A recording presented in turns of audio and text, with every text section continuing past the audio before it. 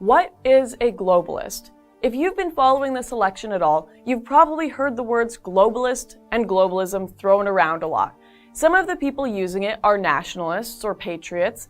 They see this idea as a threat to the sovereignty of their nation, whichever nation that happens to be.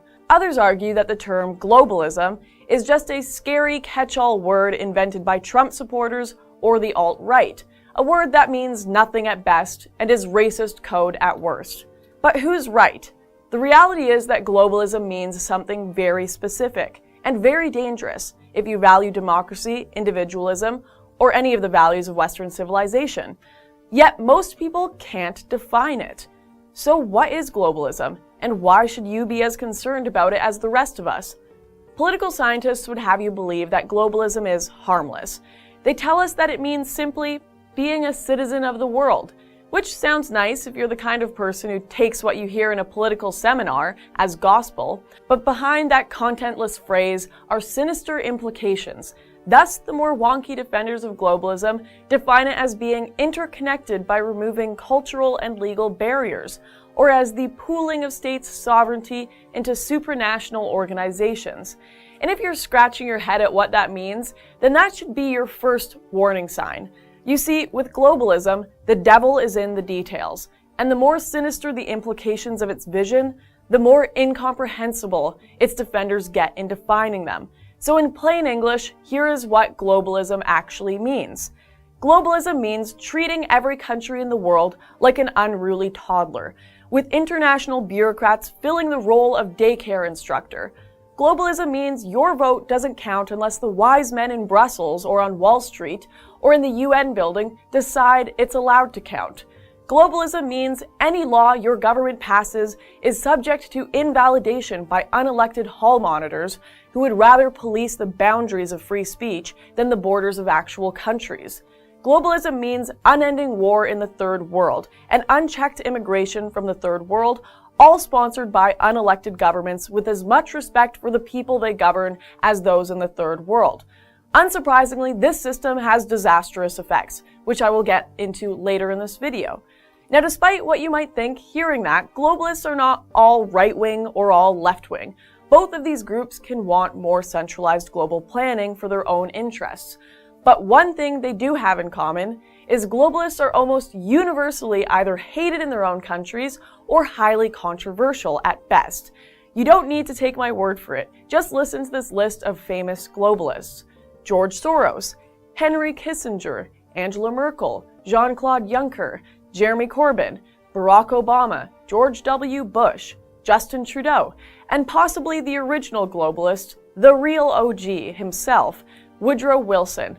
Not one of these people views citizenship in their own countries as sacred. And why should they? Along with their contempt for citizenship as a quaint anachronism, globalists almost always sneer down their nose at tradition, disdain national culture, laugh at religion, and generally despise the West while holding a creepy affection for the third world. They want open borders, cheap labor, and anti-nationalism to benefit their business and political visions, and are all too willing to shaft the little people to achieve it.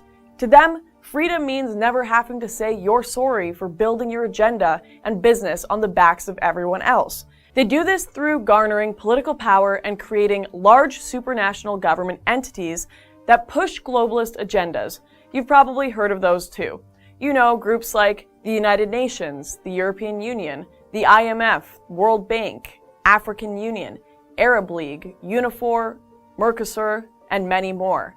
And despite the warm and fuzzy, we're all in this together talking points that these organizations use to justify their existence, even the most minor criticism exposes them as being united by a far darker purpose.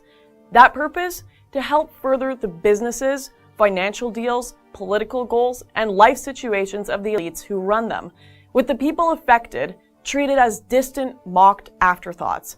In short order, here are the goals of the globalists. They want to open up borders for private corporations through policies that weaken borders and trade agreements. This means that if you have a job that pays first world wages and employs you in first world working conditions, you are now obsolete. Because a sweatshop worker in India, or a slave in an African diamond mine, or a victim of trafficking from China can do your job cheaper, and damn their rights or yours. They want to get rid of the gold standard, so that the purchasing power of the dollar will be worth only as much as what the best conman at the biggest central bank says it is.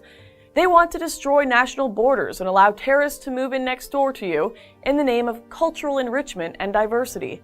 They want to sweep nationalism, nation states, and national democracy under the rug. They want to leave local communities to pick up the tab for their agenda and shut out any local voices complaining about the cost. They want to use the false flag of diversity as cover to mold you into how their balance sheets and Econ 101 textbooks see you, as faceless, expendable consumers deprived of culture, identity, or thought. They want to hide behind the fig leaf of the free market while pushing corporate welfare, cronyism, and too big to fail. Because while every citizen of the world is equal, some are more equal than others. This is not a crazy conspiracy theory. This is real life. This is the worldview that has literally governed the world over half a century.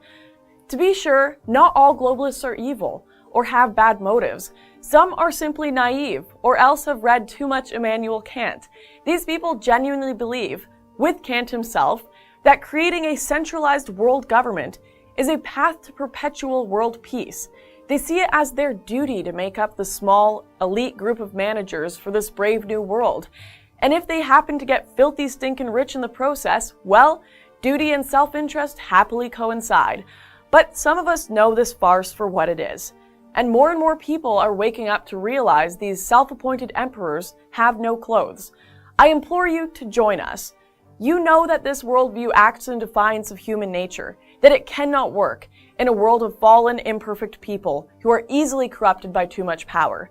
You know that the larger and more centralized governments cannot be held accountable, and have watched as many of these globalist organizations do no good for the world and simply serve their own selfish needs. Were the 800,000 people slaughtered in the Rwandan genocide better off because the UN was there to supervise their murder? The very UN that is dominated by dictators, Islamist theocrats, and other escapees from the ash heap of history? Are the Ethiopians better off for being crushed under the heel of guerrilla warlords who have been bought and paid for by globalist aid groups?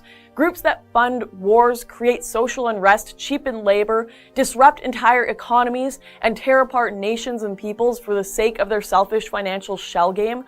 Are you better off for having everything from the price of your iPhone to the type of pillowcase you can buy micromanaged from the desks of interfering supranational bureaucrats? It's madness. As President Obama ironically and correctly said, we don't look to be ruled, particularly by faceless busybodies whose names and faces we cannot even recognize. We still hold to the classical liberal vision of a free people governed by public servants, rather than dictators who use and abuse us. We still cling to the idea that politicians will be accountable to us because they have to look us in the face and answer to us. Globalism, like the failed aspirants to one world government who made up the Soviet Union, can no longer sustain the myth that it is inevitable or benevolent. It is mired in scandal, plagued by lack of accountability, and confronted every day with more people willing to expose the destructive and frankly evil behavior of its adherents.